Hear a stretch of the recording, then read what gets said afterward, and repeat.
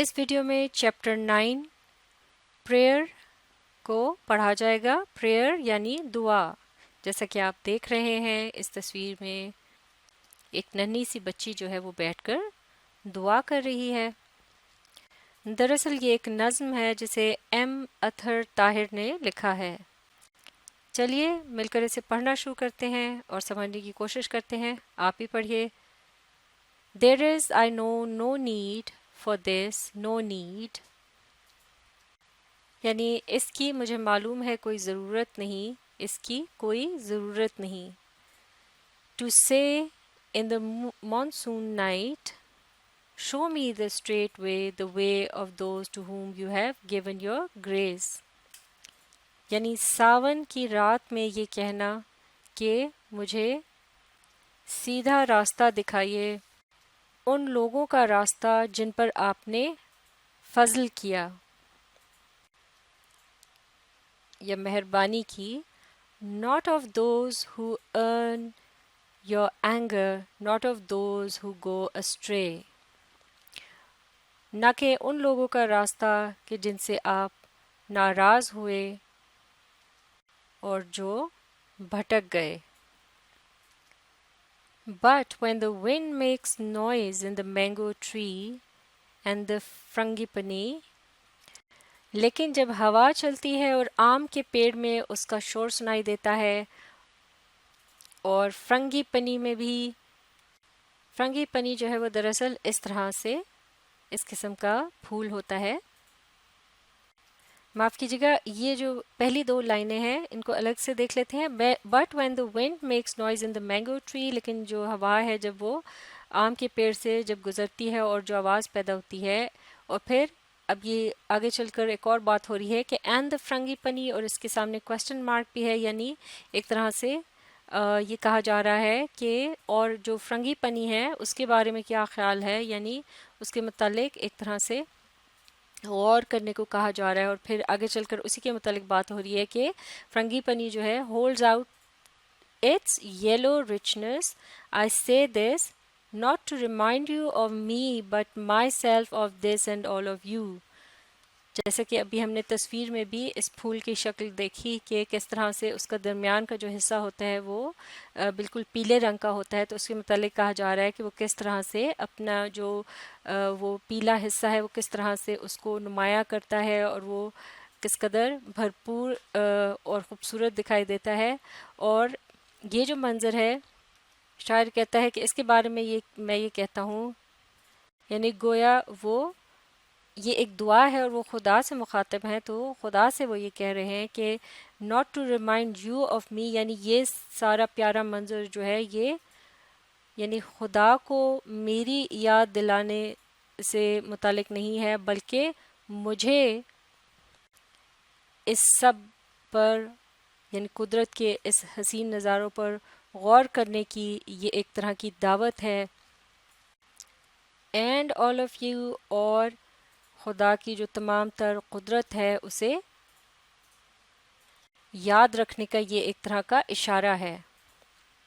جیسے کہ قدرت کی بنائی ہوئی تمام تر جو خوبصورت چیزیں ہمارے ارد گرد موجود ہوتی ہیں، انہیں دیکھ کر ہمیں اس کو جو بنانے والا ہے، خدائے بزرگ و برتر جو ہے، اس کا ہمیں احساس رہتا ہے۔ یہ چیزیں ہمیں اللہ کی یاد دلاتی ہیں۔ تو یہ دعائیہ نظم جو ہے ایم اطہر طاہر نے لکھی۔ اس میں آئے سے خود شاعر مراد ہے اور یو سے مراد ہے اللہ۔ جیسا کہ لفظ یو یا یور کا جہاں بھی استعمال آیا ہے لائن کے درمیان میں بھی، تو اسے کیپٹل وائی کے ساتھ لکھا گیا ہے۔ دراصل ایم اطہر طاہر جو ہیں یہ ایک پاکستانی سول سرونٹ ہیں جنہوں نے ابتدائی تعلیم جو ہے وہ لارنس کالج گھوڑا کلی سے حاصل کی۔ اس کے بعد انہوں نے آکسفورڈ یونیورسٹی انگلینڈ اور Pennsylvania university U S A سے اپنی تعلیم جو ہے وہ مکمل کی۔ وہ شاعر، ادیب، ٹرانسلیٹر اور ایک کیلیگرافر بھی ہیں، یعنی خطاطی بھی کرتے ہیں۔ انہیں تمغہ امتیاز، شاہ عبداللطیف بھٹائی ایوارڈ اور نیشنل بک کاؤنسل پرائز بھی مل چکا ہے۔ چلیے اب ذرا دیکھتے ہیں اس نظم کے اسٹرکچر کو۔ تو یہ ایک طرح سے دیکھا جائے تو یہ آزاد نظم جو ہوتی ہے اس کی طرز پہ لکھی گئی ہے۔ اس کے جو مختلف اس کی لائنیں ہیں وہ بالکل ایک جیسی نہیں ہے یا بہت زیادہ رائمنگ نہیں ہے، کچھ لائنیں بہت چھوٹی ہیں، کچھ لمبی ہیں، لیکن اس میں کچھ فگرز آف اسپیچ کا استعمال کیا گیا ہے۔ انہیں ڈسکس کر لیتے ہیں، جیسے کہ ایپیفورا اور اینافورا۔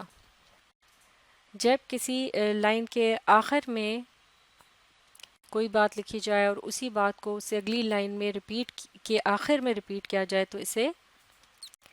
ایپیفورا کہتے ہیں، اور اس کا استعمال اس نظم کے اس طرح سے شروع میں کیا گیا ہے پہلی دو لائنوں کے اندر۔ اسی طرح سے اینافورا کا جو استعمال ہے وہ تب آتا ہے جب کسی لائن کو یعنی کہ کسی فریز کو یا کچھ الفاظ کو شروع میں یعنی لکھا جائے کسی لائن کے، اور پھر دوبارہ اس سے اگلی لائن یا کچھ یعنی کہ قریب ہی اس کے دوبارہ اس کو ریپیٹ کیا جائے۔ جیسے کہ یہاں پر ہم دیکھ سکتے ہیں ناٹ آف دوز اور ناٹ آف دوز، ایک لائن چھوڑ کر انہیں ریپیٹ کیا گیا ہے، تو یہ ہے اینافورا، جو کہ ایک طرح کا لٹریری ڈیوائس ہے یا فگر آف اسپیچ ہے۔ مختلف قسم کی جو ٹیکنیکس ہوتی ہیں جو کہ نظم کو دلچسپ بناتی ہیں یا انہیں کسی نہ کسی مقصد کے لیے استعمال کیا جاتا ہے، جیسے کہ ریپیٹیشن کا جو استعمال ہے زیادہ تر وہ کسی بات پر زور دینے کے لیے کیا جاتا ہے، جیسے شروع میں نو نیڈ کے جو الفاظ استعمال کیے گئے ہیں، یہاں پر بات ہو رہی ہے جیسے کہ شاعر خدا سے مخاطب ہے، وہ ایک دعا کر رہا ہے اور وہ یہ کہہ رہا ہے کہ مجھے جو دعائیہ کلمات ہیں انہیں ادا کرنے کی بھی ضرورت نہیں ہے، جس سے مراد کیا ہوئی، یعنی خدا جو ہے وہ سب کچھ جانتا ہے، دلوں کے بھید جانتا ہے، لہٰذا بغیر کہے بھی وہ ہماری دل کی آواز سن سکتا ہے۔ تو ایک طرح سے اللہ کی جو ہے عظمت کا اقرار ہو رہا ہے بالکل ہی دعا کے یا نظم کے شروع میں، اور عام طور سے دعا کو اسی طرح سے اللہ کی بڑائی کو بیان کرتے ہوئے شروع کیا جاتا ہے، تو یعنی کہ یہ ایک انداز ہے اللہ کی بڑائی کو بیان کرنے کا۔ اور پھر یہ جو نظم کا اگلا حصہ ہے اس میں ایک طرح سے باقاعدہ اسپیچ مارکس کا بھی استعمال کیا گیا ہے، اور یہ جو الفاظ لکھے گئے ہیں یہ گویا بالکل سورہ فاتحہ کی ایک یعنی کہ آیت کے ترجمے کی طرح سے معلوم ہوتا ہے، جیسے کہ اس میں یہ کہا گیا ہے، یعنی سورہ فاتحہ کے آخر کی جو دو گزارشیں ہیں یا دعائیں ہیں جو اللہ سے مانگی جاتی ہیں، کہ جن میں یہ کہا جاتا ہے کہ ہمیں ان لوگوں کے راستے پر چلا کہ جن پر تو نے اپنا فضل کیا، نہ کہ ان لوگوں کے راستے پر جو کہ بھٹک گئے یا جن سے تو ناراض ہوا، معاف کیجیے گا، جن سے تو ناراض ہوا اور وہ بھٹک گئے۔ تو لہٰذا یہاں پر جو فگر آف اسپیچ استعمال کیا گیا ہے اسے الوژن کہتے ہیں۔ اس سے مراد ہے کسی اہم تاریخی واقعے یا کسی بھی اہم بات کی طرف اشارہ کرنا جو کہ سب کو معلوم ہو یا اس کے بارے میں زیادہ تر لوگ جانتے ہوں۔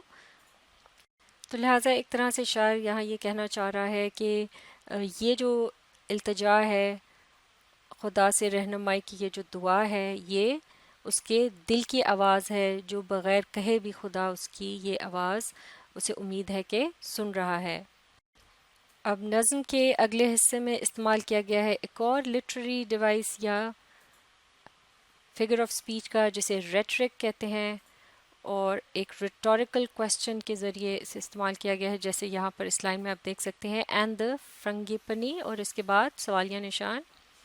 اور عمومی طور پر جو سوال پوچھا جاتا ہے اس کے فوراً بعد ہی خود ہی شاعر یا ادیب جو ہوتا ہے وہ اس کا جواب بھی دے دیتا ہے۔ دراصل وہ سوالیہ طرز جو وہ اختیار کرتا ہے وہ صرف پڑھنے والوں کی توجہ حاصل کرنے کے لیے ایسا کرتا ہے، یا اپنی بات کو اور مضبوط بنانے کے لیے ایسا کرتا ہے۔ کوئی دلیل دینے سے پہلے بھی اس طرح سے اس کے متعلق پہلے ایک سوال پوچھا جاتا ہے اور پھر خود ہی اس کا جواب بھی دے دیا جاتا ہے، جیسے کہ پہلے یہ سوال پوچھا گیا کہ یہ جو فرنگی پنی یا گل یاس جو ہے